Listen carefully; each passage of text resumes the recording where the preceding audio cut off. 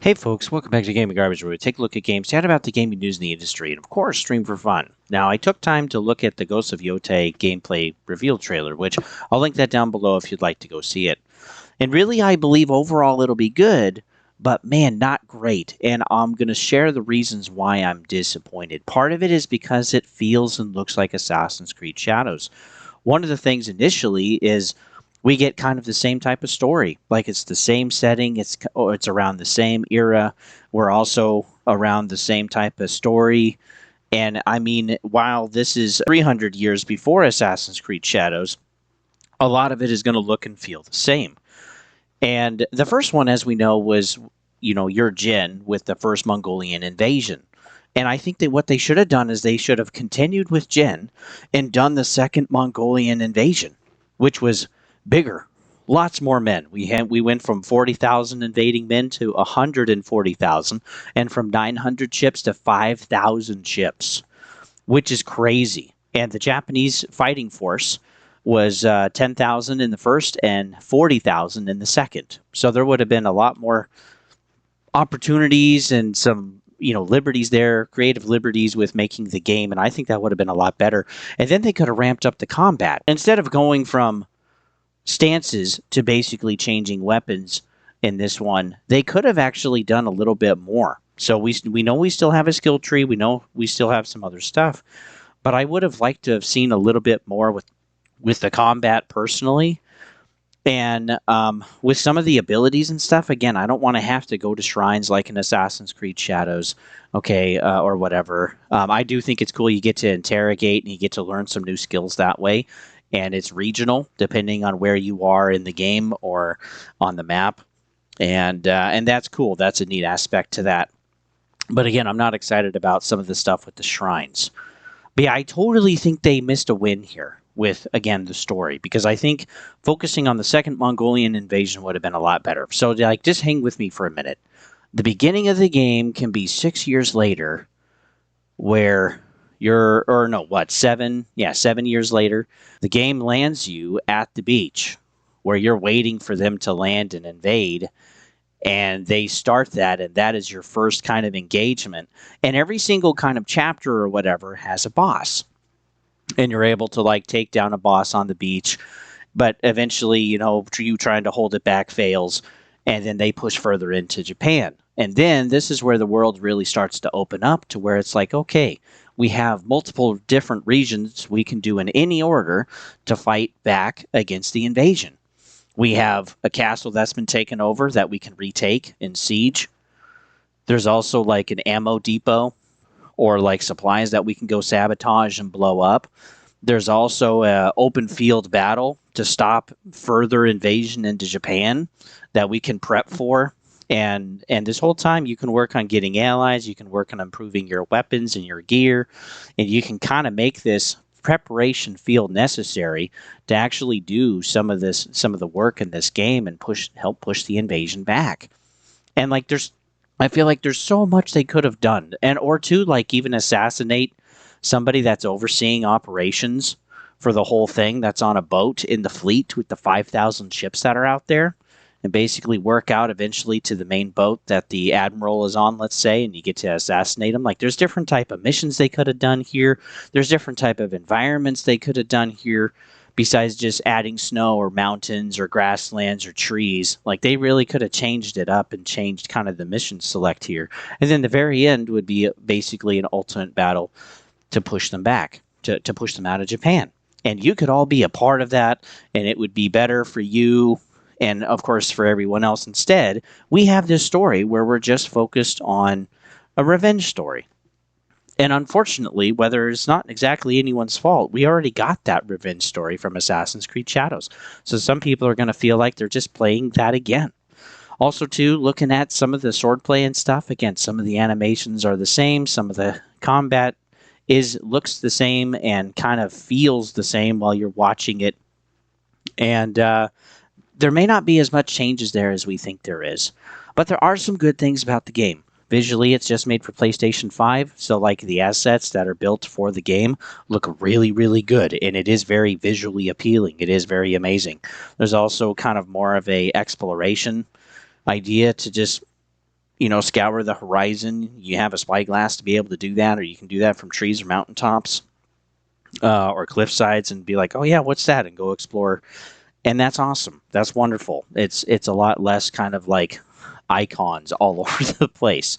And I think that's better. Two, the idea of campsites to be able to meet allies and vendors, also like a visual representation of all of the allies that you can have, and then you can also have some companions in the field as well, which is nice. We know of at least a wolf, but there could be more. And there's also at these campsites, there's preparation for the fights ahead, which is nice. So maybe you can rest up or increase your stamina, your speed, or have some like temporary several minute buffs for a while or something like that. But there are some things that I also don't particularly really care about. There's a camera mode, there's cinema modes, there's a lo-fi mode for music, which again, in my opinion, does not fit the environment when you're walking or playing. And two, there's a greater focus in this game for stealth and improvised combat. Now, I think some of the improvised combat can be pretty good. Being able to take a spear and throw it back, I think that's neat. But during the animation, during the sequence that we get right here, I'll try to put this on the screen, but like when the spear is thrown, it's like an animation is thrown, and you go into like the cinematic view and watch it happen instead of actually being able to aim and throw yourself, which again, I don't particularly like that. Two, there's different weapons in the game instead of stances. We talked about this earlier, but again, the game is forcing you to work through these different weapons based off of the type of enemy that you're fighting. Because it's no longer about your style and building your style around what you would like to do or how you would like to do it. There's still some of that in the game. They talk about that with a little bit of the gear. But there's the other thing of just like, hey, if you have a bigger enemy, these weapons work best. And if you have a quicker enemy, these weapons work best. So the game is necking you down into your type of stance and what you're going to be able to do. There's something else too where it's like, I don't believe this is really going to hit the same for a lot of people, like Ghost of Tsushima did. Because this was kind of a different time. And it was kind of the Japanese game we were looking for. And Yotei, while it would be higher performance of a game with some additional features and some changes to the combat, overall, I just think it's going to be kind of more of the same.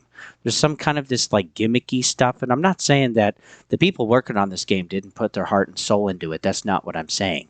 But it feels more almost like a DLC or like really just like a year from year extension of what we already had instead of actually a whole new improvement, graphical upgrade, okay, performance upgrade, and into with what the game is actually being able to be capable of. Because we could just get more of the same like we did from Tsushima. So making a game for PlayStation 4, okay, that's got to be necked down a little bit, but we're not held back by the PlayStation 4 this time. We have the PlayStation 5, and it's like, it's way more powerful. There's a lot more you can do with it, but we don't really see that translate in the game. And that is something that's frustrating. Again, we'll see a performance increase probably. We'll see this, 4K focus, I hope, instead of like 1080p or 1440p maybe. But yeah, I feel like there could have been a bigger jump there than what we're actually seeing in the game. Also, the microtransactions. It looks like we have those. Again, that's not confirmed, but like the customization of armor sets and changing the colors, my word, either you can earn all of these in game or you can basically buy these. So hopefully they're not microtransactions. I think that would be a horrible blight on the game. Also, too, the color coding of objects to climb and grapple. Again, that's kind of a normal mechanic for a lot of games, and it's not super bad here, but there definitely is some of that. And again, it's to kind of casualize and speed up the gameplay instead of you actually learning how to move and work through the land and how to work with the combat and stuff. That colorization, I think, is frustrating. And again, we had some of that, of course, in Ghost of Tsushima, so that isn't gone. And instead of $60 for Tsushima, it's $70. And again, with the uninnovating side, in my opinion, for most of the gameplay, is $70 really worth it? I don't know. And two, like the sales, I think we're going to have less of them this time. Again, it's not for PlayStation 4, so we're cutting out like 30%, 33% of the whole PlayStation base. It's not going to PC day and date, so we're going to have to wait on that. It's only going to PlayStation 5. And again, we're repeating the story of Assassin's Creed Shadows, and it's $70 instead of 60. And so, yeah, Tsushima in the first 5 months, it sold 5 million copies. I think we'll be lucky if we even get half of that in the first 5 months. First 3 days worldwide was 2.5 million copies for Ghost of Tsushima. But again, I don't think we're going to get anywhere close to that for Ghost of Yotei. And Tsushima today has sold 13 million copies. I don't think this game even gets past 10 in its entire lifespan.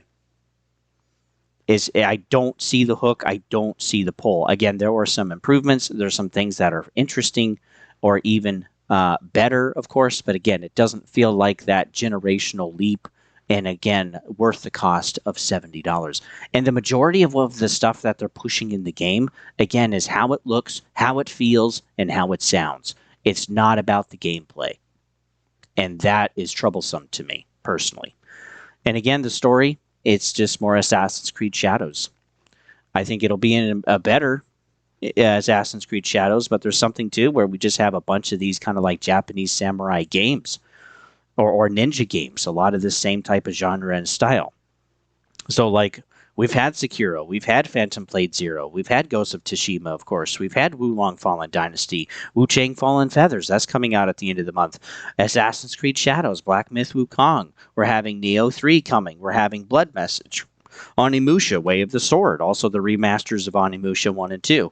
We also have Rise of the Ronin, Ninja Gaiden 4 is coming this year. And these are just the ones I can think of. And we've had such a saturation, I feel like, in this market that it's kind of lost its excitement.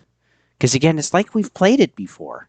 And there's only so much you can do with the way that they actually design these games. And what I think really would have boosted Yotei is to not do the revenge story, but again, do the second Mongolian invasion. Bigger and badder and more stressful, and then giving you all of the settings and stuff to make it as easy or as challenging as you want. If you want the simulation experience, you can literally remove everything that gives you helpful hints or casualizes the game, and you can remove all of that. You can put even some survival mechanics in there in this open world so that you can focus on staying alive. I think that would make it really interesting. And then it doesn't have to be this thing of moving to different biomes with generally the same type of missions. You can actually just focus on, like, you got to, sneak onto the fleet and assassinate somebody, and you got to blow up an ammo depot for the Mongolian army, and you got to, like, take back a castle that they took and siege it, and you got to go on a big, massive plane and prepare for the battle, and you're all fighting on horses and stuff. I mean, man, doesn't that sound good? I mean, literally thrusting you right into the war as far as it can. I think that would have been a lot more exciting. But what do you guys think? Is coming in October. Again, you can watch the gameplay trailer if you'd like. That's listed down below. But yeah, I just think they missed it here, personally. And I think some people will kind of give it a 6 out of 10, and I think other people are really going to like it and give it an 8 out of 10. And again, I mean, it's everybody's preference. There's nothing wrong with it, but I do feel like they could have done better, and I feel like they missed that opportunity. And are we going to get a Ghosts 3? Probably not. I don't think we're going to get a third one after this. So with that, folks, thanks for tuning in. You can always follow me at GamingGarbage22 over at YouTube. You can also take a look at the playlist. There's a lot of stuff that we do there. And if you enjoy the content, hey, go ahead and share it for me. That would really help me out. Also, too, I'm also over at Twitch. Don't Chat on the, and yeah, when I'm playing games, I'm always willing to chat and all that jazz. So with that, folks, hopefully you guys are doing well and beating the heat. Boy, we're trying. We really are trying. But hey, hang in there. The fall is coming. And with that, I'll see you guys on the next one.